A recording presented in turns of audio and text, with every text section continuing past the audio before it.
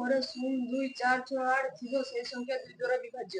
ସେମାନଙ୍କର ଏକକ ଘରେ 0, 2, 4, 6, 8 ଦ୍ୱାରା ସେମାନେ 2 ଦ୍ୱାରା ବିଭାଜ୍ୟ। Very good. ଯେଉଁ Next. ସଂଖ୍ୟାଟିର ଅଙ୍କମାନଙ୍କର ସମଷ୍ଟି 3 ଦ୍ୱାରା ବିଭାଜ୍ୟ କିମ୍ବା 3 ର ଗୁଣିତକ ସେହି ସଂଖ୍ୟାଟି 3 ଦ୍ୱାରା ବିଭାଜ୍ୟ। 27 = 2 + 7 = 9 ଏହା 3 ଦ୍ୱାରା ବିଭାଜ୍ୟ।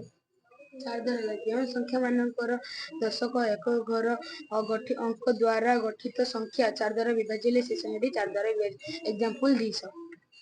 5 ଦ୍ୱାରା ବିଭାଜ୍ୟ ଯେଉଁ ସଂଖ୍ୟାର ଏକକ ଘର 0 ଓ 5 ଥିଲେ ତାହାକୁ 5 ଦ୍ୱାରା ବିଭାଜ୍ୟ କୁହାଯାଏ। ଉଦାହରଣ ସ୍ୱରୂପ 225, 115, 110, 320 ଏମାନଙ୍କର ଏକକ ଘର 0 ଓ 5 ଥିବାରୁ ଏମାନେ 5 ଦ୍ୱାରା ବିଭାଜ୍ୟ।